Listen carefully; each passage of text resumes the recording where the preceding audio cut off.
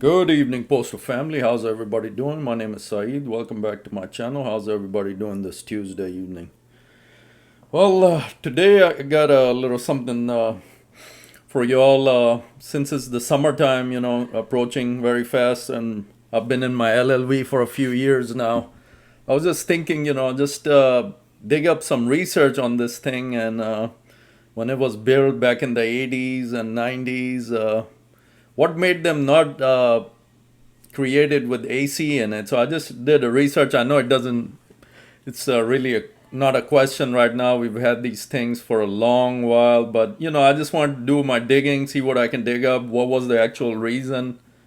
Why? Because when you think about it, back in the day, the climate was different. I guess it didn't get so hot like it does now. So I just wanted to get down to the actual technicality. What was the reason behind them not installing ACs in these old long life vehicles we have? Or so that's my videos today. But first, if you're new to the channel, my name is Saeed. Postal content is what I do, love to do, all about doing. So if you like this content, I would love to have you on my channel. Keep giving the video the thumbs up, the channel the thumbs up. Appreciate all you do for me, and keep the comments coming. I'm a big time lover of the comments.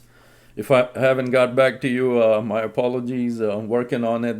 Thank God there's so many comments in there. So slowly but surely I'll get to you. Questions are awesome. I love answering them. I've answered few of them in this past few days. So all the time, whatever question you guys have, if I don't get to you, like I said, my apologies, but eventually will. So again, thanks for all you do for me, guys. Thanks. Let's get to today's topic, our beloved LLV. The decision to manufacture the Grumman Long Life Vehicle LLV for the United States Postal Service USPS without an air conditioning AC option was primarily due to a combination of factors prevalent during its design and procurement in the 1980s. Number one, cost considerations. At the time of the LLV's development, adding AC to a large fleet of vehicles would have significantly increased the initial purchase cost for the USPS. With a contract for nearly 100,000 vehicles, even a relatively small per unit increase would have resulted in a substantial overall expense. So at that time, when they placed the order for 100,000 of these vehicles, the budget would have gone sky high. So that's one reason, number one. Furthermore, AC systems add to the weight of the vehicle, potentially impacting fuel efficiency and require ongoing maintenance, contributing to a long-term operational cost. So that's they would take space, add weight to the vehicle, probably reducing the fuel efficiency. That's what they thought of at the time, plus the ongoing maintenance costs. That's reason number two. Industry standards of the time in the late 1980s and early 1990s, such a great decade, brings back so many memories. Air conditioning was not a standard feature in all vehicles. I do remember that actually, but always when I was in the vehicle, Dad always had the AC on. I don't know. I don't know if it wasn't standard at the time. I remember having AC. Our windows were never down growing up. That's how I remember it. Air conditioning was not a standard feature in all vehicles, especially not necessarily in commercial or delivery vehicles. It was often considered a luxury or an optional upgrade. Wow, climate must have been too different. I mean, wasn't that hard, like humidity, extreme heat we have now? But I was a young kid growing up. I don't remember exactly the details of summertime, but many other delivery vehicles of that era also lacked air conditioning. The USPS may have felt that equipping their fleet with AC was not a standard requirement or exception for delivery vehicles. Focus on the core requirements. The USPS had a specific set of requirements for the LLV, focusing on durability, hence long life vehicle, cargo capacity, maneuverability, and operational efficiency for mail delivery. Had they known we would have run into Amazon in the future, they would have made it slightly bigger, but at the time, this was the best thing happening. While driver comfort is important, it appears that AC was not deemed a critical operational necessity in the initial design specifications compared to other factors that directly impacted mail delivery. So they were just living in that time where climate was not that bad. I guess the heat was not the heat as it is now. So they didn't think of the long run, like 30 years down the line, what would happen with the climate change. They didn't have the time to think about all that. So they were just concerned about mail delivery, not the carriers, Vehicle design and longevity. The LLVs were designed with a focus on longevity, aiming for a 24-year service life.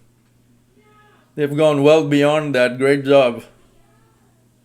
The simple design, including the lack of AC, potentially contributed to easier maintenance and fewer potential points of failure over such an extended period. It's important to note over the years, especially as climate change has led to more extreme heat, the lack of AC in the LLVs has become a significant, let me say that again, significant concern for postal workers and their union.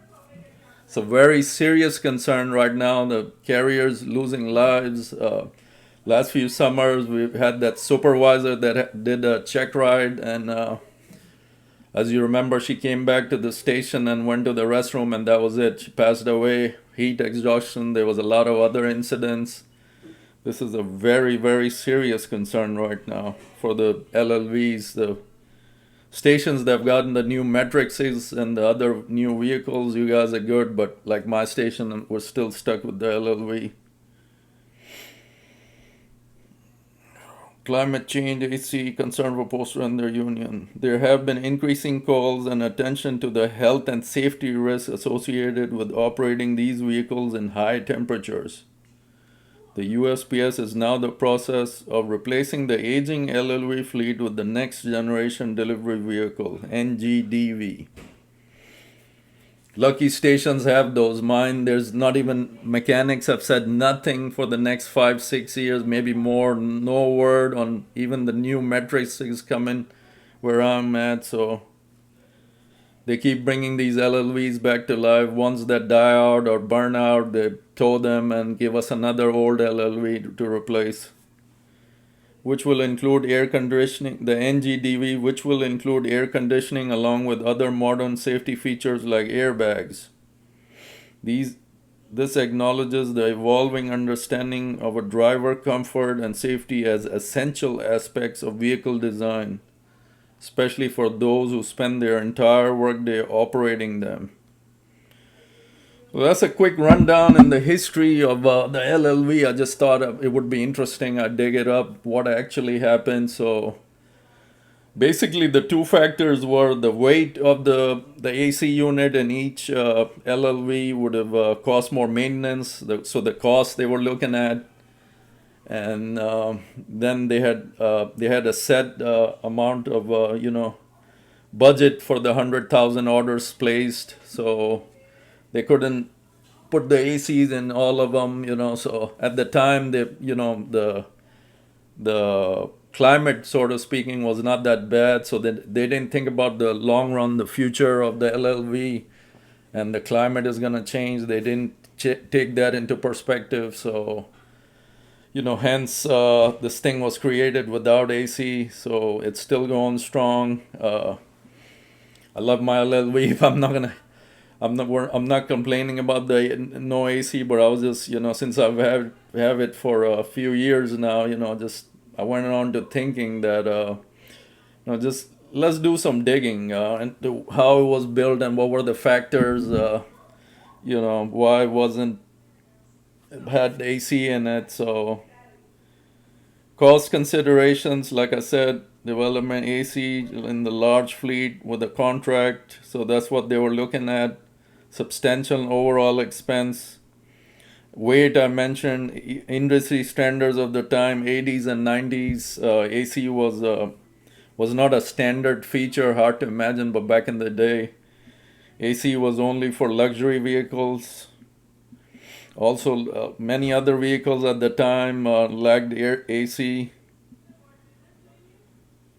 So just they were looking at several things, and AC was not important in the LLV. So that's how this thing was created, and that's where we're at right now with the lucky stations already leaving LLVs behind in the rear view and have the new NGDVs. I'm not talking about the metrics. The new NGDVs, with the big old windshield in the front, the UFO looking thing, whatever you call it. At least it's new, eh, guys? It's new, and the reviews so far are great. The carriers that have them in their station, they love them. No complaints about it. But I was thinking if these things make it to my station, the hood, routes in the hood, and then new NGDV, I just I don't see it. I don't see it happening. But God is good. Who knows? We get blessed with these things. Just got to be patient right now. See what happens down the road, a day at a time. But it's very tough saying that. We got the extreme heat coming, summer months. It's only end of April, and temps here are well up in the 80s with a little bit of humidity kicking in. So, oh boy, it's gonna be a long 3 months, summertime. It is what it is. No complaining. Day at a time. We'll knock it out. In other news, our president Renfro had, I think, a rap session a few days ago. Soon as I have something, details, I'll share them, what he said, what was said. So I'm digging everywhere to see what was mentioned.